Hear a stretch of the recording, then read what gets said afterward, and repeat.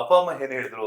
ಇವಾಗ ಫಿನಾಲೆಯಿಂದ ಬಂದ್ಮೇಲೆ ತಂದೆ ತಾಯಿ ಆಗಿರ್ಬೋದು, ತಂಗಿರಾಗಿರ್ಬೋದು ಏನ್ ಹೇಳಿದ್ರು? ಹಾಗೆ ನೀವು ಊರಿಗೆಲ್ಲ ವಿಸಿಟ್ ಮಾಡಿದ್ರಾ ಅಂತ? ಇನ್ನು ಊರಿಗೆ ವಿಸಿಟ್ ಮಾಡಿಲ್ಲ. ಅಂದ್ರೆ ಲೈನ್ ಅಪ್ ಇದೆ. ಅಂದ್ರೆ ಇಂಟರ್ವ್ಯೂಸ್ ಆ ಥರದ್ದೆಲ್ಲ ಮ್ಯಾಕ್ಸ್ ಸಿನಿಮಾ ನೋಡಿದೆ ಹ್ಮ್. ನಿಮ್ ಜೊತೆ. ಲೈಕ್ ನೆಕ್ಸ್ಟ್ ವೀಕಿಂದ ಊರ್ ವಿಸಿಟ್ ಲೈಕ್ ಆ ಥರ ಎಲ್ಲ ಹೋಗ್ಬೇಕು. ಅದ್ರ ಮುಂಚೆ ಎಲ್ಲ ಫೋನು ಆ ಥರದ್ದೆಲ್ಲ. ಹ್ಮ್. ಅಂದ್ರೆ ನನ್ನ ತಂಗಿರೆಲ್ಲ ಖುಷಿ ಪಟ್ಟಿದ್ದಾರೆ. ಹ್ಮ್. ಆದ್ರೆ ನನ್ನ ತಂಗಿರಿಗೆ ಗೊತ್ತು ನಾನು ಅಂದ್ರೆ ಈ ಮನೇಲಿ ಇತ್ತು ಅಂತಂದ್ರೆ ಈ ಮನೆ ಬಿಟ್ಟು ಹೋಗಲ್ಲ ಕೆಲಸ ಇಲ್ಲ ಅಂದ್ರೆ 10 ದಿನ ಹೌದು. ಆಗ್ಲಿ 15 ದಿನ ಆಗ್ಲಿ 1 ವಾರ ಆಗ್ಲಿ ಅನ್ನೆಸೆಸರಿ ಎಲ್ಲೂ ಹೋಗಲ್ಲ. ಅನ್ನೆಸೆಸರಿ ಯಾರ ಹತ್ರ ಮಾತಾಡಲ್ಲ. ಹ್ಮ್. ಒಂದಷ್ಟು ವರ್ಷಗಳು ಜನಗಳಂದ್ರೆ ಒಂದು ಸ್ವಲ್ಪ ಇದಾಗ್ಬಿಟ್ಟಿತ್ತು. ಹ್ಮ್. ಜನಗಳು ಸಂಪರ್ಕನ ಅಂದ್ರೆ ಹತ್ರ ಇದ್ದವರು ಒಂದಷ್ಟು ಮೋಸಗಳು ಇನ್ನೊಂದು ಮತ್ತೊಂದು ಇವೆಲ್ಲ ನೋಡಿ ಹ್ಮ್. ಶೂಟಿಂಗ್ ಇತ್ತು ಅಂದ್ರೆ ಶೂಟಿಂಗ್ ಹೋಗ್ತಿದ್ದೆ ಬರ್ತಿದ್ದೆ. ಹ್ಮ್.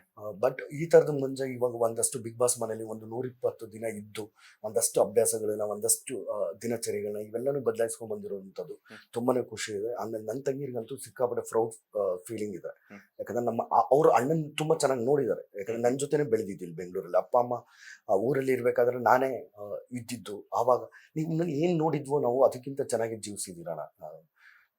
ನಿಮ್ ಬಗ್ಗೆ ಬಹಳನೇ ಗೌರವ ಇದೆ ಅಂತ ಹೇಳಿದಾಗ ಅವ್ರುಗಳು ಅಂದ್ರೆ ಅವ್ರುಗಳ್ದೆಲ್ಲ ಇದೆಯಲ್ಲ ಮಾತುಗಳು. ಹ್ಮ್.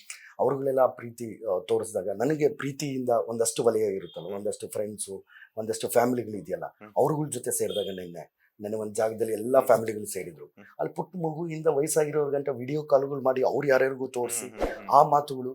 ಇವಾಗ ಇನ್ನೂ ಒಂದು 150 ಮಿಸ್ ಕಾಲ್ ಇದೆ, ಇನ್ನೂ ಒಂದಷ್ಟು ಮೆಸೇಜ್ಗಳಿದೆ, ಒಂದಷ್ಟು ರಿಪ್ಲೈ ಮಾಡಬೇಕು. ಬಟ್ ಅವ್ರು ಟೈಮ್ ಕೊಟ್ಟು ಕಾಲ್ ಮಾಡಿ ಮಾತಾಡಬೇಕು ಅನ್ನೋ ಇದರಲ್ಲೇ ಕಾಲ್ಗಳು ಮಾಡ್ತಾರಲ್ವಾ. ಆ ಪ್ರೀತಿ ಮುಂದೆ ಇನ್ನೇನಣ ಅದು ಖುಷಿ ಇದೆ. ಓಕೆ. ಲೇಟೆಸ್ಟ್ ಹಾಗೂ ಇಂಟ್ರೆಸ್ಟಿಂಗ್ ಸುದ್ದಿಗಳಿಗಾಗಿ ಬಾಸ್ ಟಿವಿ ಕನ್ನಡ ಚಾನೆಲ್ನ ಸಬ್ಸ್ಕ್ರೈಬ್ ಮಾಡಿ. ಹಾಗೆಯೇ ಬೆಲ್ ಐಕಾನ್ ಪ್ರೆಸ್ ಮಾಡಿ. ಇದರ ಜೊತೆಗೆ ಫೇಸ್ಬುಕ್, ಇನ್ಸ್ಟಾಗ್ರಾಮ್, ಎಕ್ಸ್ನಲ್ಲೂ ಮಿಸ್ ಮಾಡದೆ ಫಾಲೋ ಮಾಡಿ.